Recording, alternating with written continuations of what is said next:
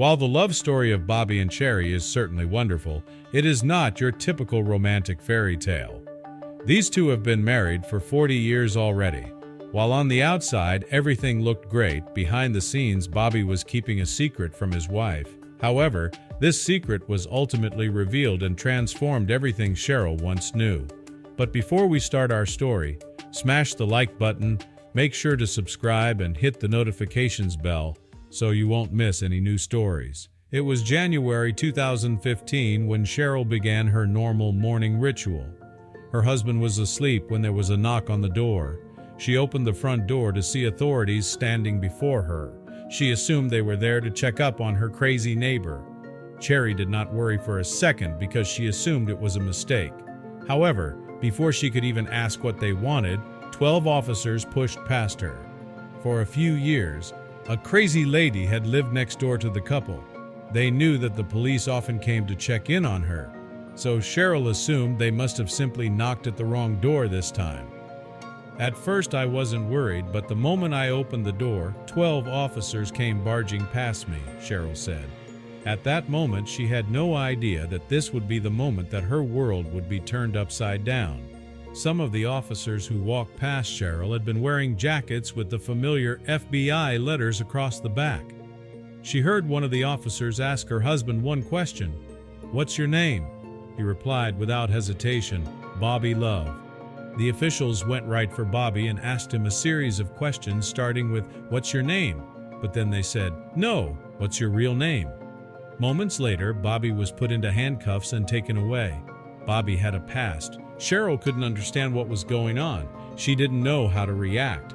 Born and raised in North Carolina, Walter Miller had a pretty decent childhood in the 1960s. He comes from a poor family of 8, which explains why he started to lose his way.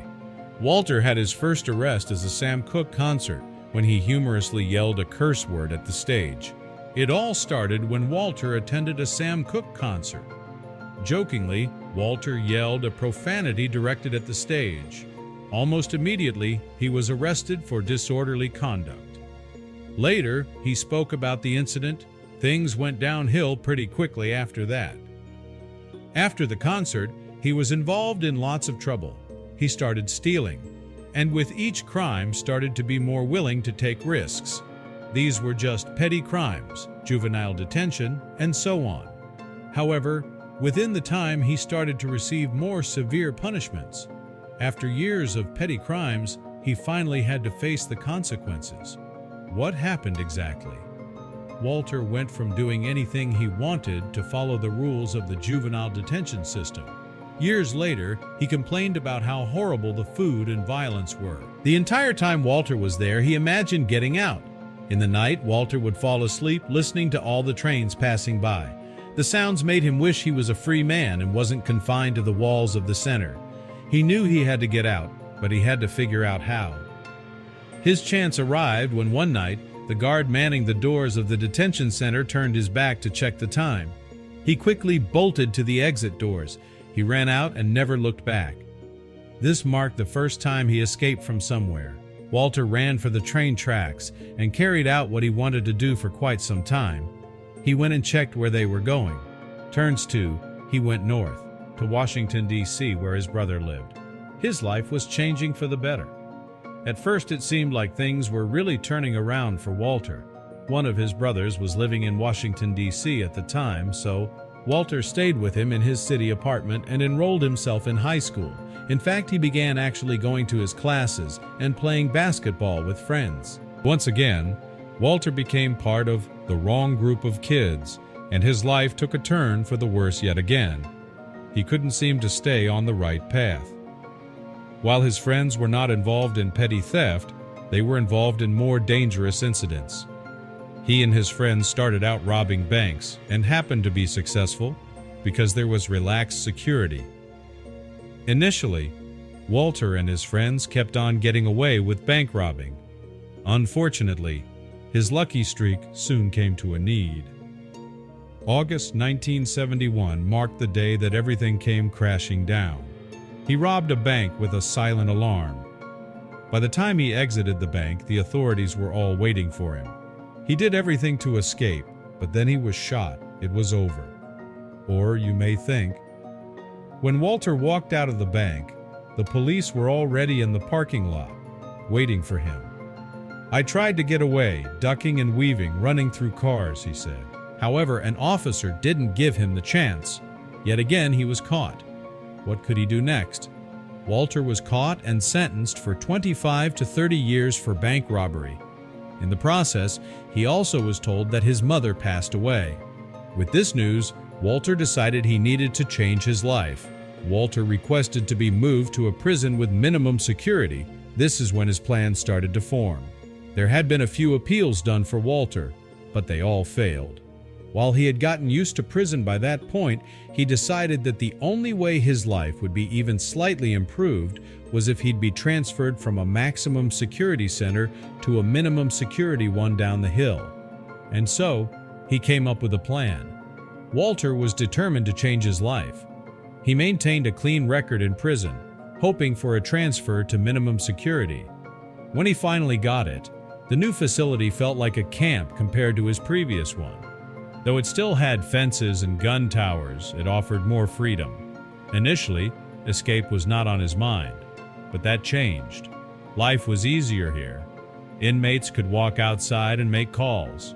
Walter even hosted a prison radio show, a job he enjoyed. However, things took a turn when a fellow inmate shouted at the captain, and Walter was falsely accused. The captain, who already disliked him, began targeting him with negative reports.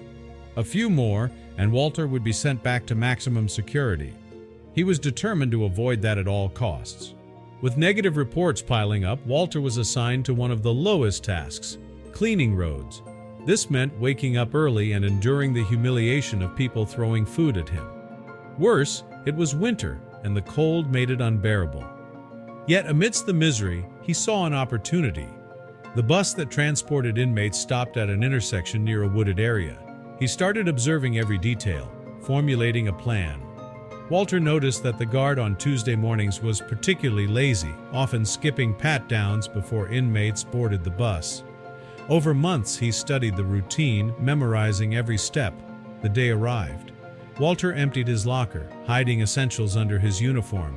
As expected, the lazy guard did not check him before he got on the bus. When the bus halted, he seized the moment. Pushing the door open, he bolted into the woods. Sirens blared behind him, but he never looked back. Walter ran as fast as he could, eventually finding his way to a Greyhound station. As he boarded a bus to New York City, a woman sitting next to him asked his name. Without hesitation, he responded, "Bobby Love." In that moment, Walter Miller ceased to exist. Bobby Love was born, ready to begin a new life. Bobby Love arrived in New York in November 1977 with little money. He used what he had to book a motel, but soon found himself on the streets.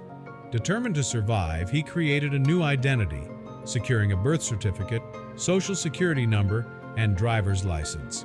With these, he sought employment and managed to secure multiple jobs, allowing him to afford food and a cheap hotel room.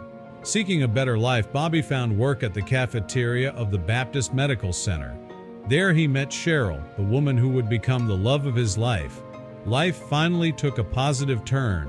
Bobby and Cheryl married on March 30th, 1985, and soon after, they welcomed their first daughter, Jasmine. A few years later, Jessica was born. Then, unexpectedly, Cheryl became pregnant with twins, Justin and Jordan. Bobby worked tirelessly, holding 2 jobs to provide for his family while actively participating in church. Yet beneath this picture-perfect life, Bobby harbored a secret. He had escaped from prison decades ago. The fear of losing everything haunted him daily, but he couldn't bring himself to confess, terrified that Cheryl would never forgive him. His family in North Carolina knew the truth but remained silent. Over the years, Cheryl noticed oddities: his paranoia in public, his refusal to give directions, and his avoidance of photographs. Though she sensed something was off, she never imagined the magnitude of his past. Whenever they argued, Bobby withdrew from the family, leaving Cheryl feeling hopeless. But her faith in God helped her persevere. Then, the unimaginable happened. One day, FBI agents arrived and arrested Bobby. Cheryl was devastated. She had no idea how to react, whether to be angry, betrayed, or heartbroken. Her world had shattered in an instant. A few years later, they had another baby girl named Jessica. Their family grew, and soon after, they welcomed twin boys, Justin and Jordan. Their family felt complete, and they couldn't have been happier. Once arrested, Bobby was taken to Rikers Island, New York City's main jail complex. His punishment for escaping prison years ago was uncertain, but he suspected he would have to serve the remaining 10 years. Cheryl and her lawyer explored possible outcomes. Seeing her husband behind bars was a shock for Cheryl. She was deeply hurt that he had hidden the truth for so long, but her love for him remained strong. She chose to stand by him despite her anger and pain. Cheryl recalled moments when Bobby's behavior had seemed odd, his unease around strangers, his reluctance to be photographed, and his tendency to avoid attention. Looking back, she realized these were signs of the secret he had been keeping. Determined to support Bobby and care for their children, Cheryl worked tirelessly to reduce his sentence. She wrote letters vouching for his character, even appealing to Governor Cuomo and President Obama. The day of his arrest, she felt as if her world had collapsed. Her love for Bobby was immense, but the betrayal cut deep. A year later, the best news arrived. Bobby was granted parole. Whether it was Cheryl's efforts or his good behavior in prison, they would never know. What mattered was that their prayers had been answered. After his release, Bobby finally revealed his past as Walter Miller. Cheryl made the decision to forgive him and move forward.